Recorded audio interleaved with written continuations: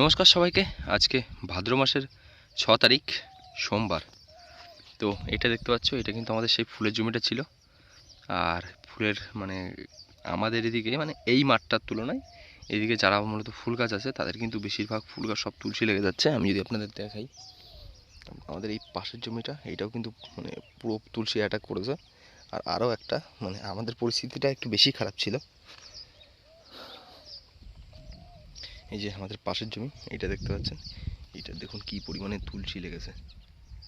তো যাই হোক, আমরা কিন্তু এই জমিটা চাষ দিয়ে পুরোপুরিভাবে কিন্তু চাষ দিয়ে পুরো গাছগুলো মেরে দিয়েছি। তারপর কিন্তু এটা শশা লাগাবো, সেই ক্ষেত্রে কিন্তু চাষ দিয়ে দিয়েছি। আর আমাদের ওই শশাটার জমিটাও কিন্তু এই ওয়েদারের কারণে আর তারপরে ওষুধপত্র দিতে পারিনি, সেই ক্ষেত্রে কিন্তু কুকরি লেগে গেছে। তো যাই হোক, সেটাও তোমাদের দেখাবো। আর এখন এই জমিটা কিন্তু শশা লাগাবো। তো শশা যেইভাবে লাগাচ্ছি সেটা যদি তোমাদের বলি, এই বেডগুলো এই যে দেখতে পাচ্ছে, এইখান থেকে এই যে এইখান থেকে টোটাল কিন্তু এটা হচ্ছে 3 হাতের পিলি দিয়ে নালি দিয়ে একবারে বেডটা কিন্তু প্রায় 3 হাতের হচ্ছে। আর বেড কিন্তু 2 হাতের হচ্ছে। নালিতে কিন্তু 1.5 কোদাল করে মাটি যাচ্ছে। আর এইটা কিন্তু বেডটা কিন্তু প্রায় 2 হাতের কিন্তু বেড হচ্ছে। তো যাই হোক, এইটা যারা বুঝতে পারছো না, জানি না মুখের কথায় কতটা বুঝতে পারছো, অবশ্যই কারো যদি কোনো প্রশ্ন থাকে অবশ্যই জিজ্ঞেস করবে, আমি সেটা পুরোপুরিভাবে আপনাদের বুঝিয়ে দেবো। তো মোটামুটি আপনারা আন্দাজ করতে পারবেন যে টোটালি নালি ধরে এইটা প্রায় 3 হাতের। যেহেতু এই নালিটার সাথে এই বেডটা, আবার এই নালিটার সাথে এই বেডটা, তো বেড আর নালি দিয়ে কিন্তু প্রায় 3 হাতের, 2 হাতের বেড চলছে। আর 1.5 কোদাল কিন্তু নালি যাচ্ছে, প্রায় 1 হাত ধরতে পারেন আপনারা নালিতে। যেহেতু আমরা 2 হাত 1 মুঠ দিয়েছিলাম, সেহেতু এই 1 মুঠটা কিন্তু নালিতে যাচ্ছে আমাদের। তো যাই হোক, আর শশার গাছের দূরত্ব যেটা বলি আপনাদের, মোটামুটি আমরা কিন্তু 2.5 হাতের করছি। আমাদের যেহেতু এই সাইড থেকে মোটামুটি ওই যে দেখতে পাচ্ছেন, এই সাইড থেকে কিন্তু আমাদের জলের নালিটা আসবে। আর এই নালির পাশেই কিন্তু প্রথম একটা খুপি করেছি, এই যে দেখতে পাচ্ছেন একটা গর্ত করা।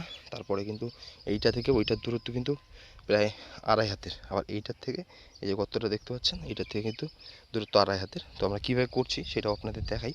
যে এই পাশে এই যে আপনাদের যদি দেখাই, এই যে আমাদের 2.5 হাতের যে পাটকুড়িটা, এইটা মূলত মিডিলে বসবে।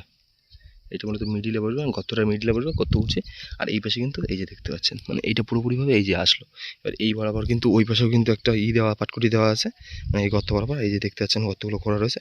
আর এই পাশ থেকেও কিন্তু আবার গর্ত করা হবে, এইগুলো কিন্তু বেশ এই বরাবর কিন্তু পড়বে। তো যাই হোক, এটাও করে নিই, আর তার সাথে কিন্তু আপনাদের দেখাচ্ছি। আর অবশ্যই যারা বুঝতে পারছে না তারা কিন্তু অবশ্যই কমেন্ট করবেন, তাহলে আমি যতটুকু পারি আপনাদের বোঝানোর চেষ্টা করব। মাঠে যেহেতু একদিকে যেরকম মেঘলা করেছে, সেরকম কিন্তু রোদ্রের তাপও দিচ্ছে। তো সেই ক্ষেত্রে কিন্তু আমরা যতটা পারছি দ্রুত করছি। আর এখন এই শেষ ইগুলো করব, গর্তগুলো করব, সেজন্য দাদা এখন করছে আর আমি ভিডিও করছি। যেহেতু দুজন মিলে করছিলাম, আর যেহেতু গতকাল চাষ দিয়ে কিন্তু গতকাল কিন্তু পিলি করতে পারিনি আমরা, পিলি বা বেডটা করতে পারিনি। আজকে সকালবেলায় যা করার করেছি। তো এখন এই দাদা মোটামুটি সব কিছু খুঁড়ছে, আর এটুকু খুললে কিন্তু মোটামুটি আমাদের হয়ে যাবে। আর এরপর কিন্তু আমরা কি করছি সেটাও কিন্তু বিস্তারিত তোমাদের দেখিয়ে দেবো। আমাদের মোটামুটি কপি কিন্তু করা কিন্তু কমপ্লিট। আর তার পাশাপাশি কিন্তু আমরা যেহেতু সার দিয়ে লাগাবো, এই এখানে দেখতে পাচ্ছি 14-35 আছে, 10 কিলো 14-35 এনেছি। আর তার সাথে কিন্তু 3 কিলো অনুখাদ্য নিয়ে এসেছি, এই দেখতে পাচ্ছেন অনুখাদ্য। আর এইগুলো কিন্তু প্রায় বলতে গেলে প্রায় 70-80 গ্রাম করে কিন্তু কপিতে কিন্তু পড়ছে, দেখতে পাচ্ছেন। আর এইটা কিন্তু আমরা প্রায় 2 কোদাল করে মাটি তুলেছি। আর 2 কোদাল করে মাটি তোলার একটাই কারণ, যেহেতু এইটা সার একদম তলায় যাবে, তারপরে মাটি যাবে, তারপরে কিন্তু বীজ বসবে। সেই ক্ষেত্রে এই যে প্রতিটা থানায় কিন্তু দিয়েছে, দেখতে পাচ্ছেন। ওই পাশ থেকে কিন্তু দাদা দিতে আসছে।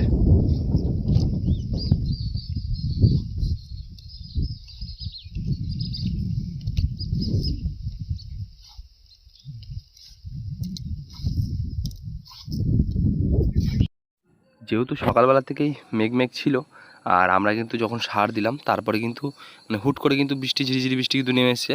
তো সে বৃষ্টি কমার সেটা খুব দ্রুত করছিলাম। আপনারা হয়তো জেনে থাকবেন যে বৃষ্টি বীজ লাগানোর পর যদি বৃষ্টি হয় সেক্ষেত্রে কিন্তু সমস্যা হবে। এই কারণে কিন্তু খুব দ্রুত কিন্তু আমরা কিন্তু বীজগুলো বসিয়ে ফেললাম। আমাদের কিন্তু চারা লাগানো কিন্তু কমপ্লিট হয়ে গেছে, মানে বীজ রোপণ করা কিন্তু কমপ্লিট হয়ে গেছে। যাই হোক আপনাদের দেখাতে পারলাম না, তারপরে আপনাদের বলে রাখি, মানে প্রথমে কিন্তু আমরা মাটিটা কিন্তু দিয়ে একটু সমান করেছি, যেহেতু গর্ত ছিল সারটাকে পুরো ঢাকা দিয়েছি, তারপর উপরে কিন্তু মাটিটা এরকম করে সমান করে তারপরে কিন্তু বীজ পুঁতেছি, তার উপরে কিন্তু হালকা করে মাটি দিয়ে দিয়েছি।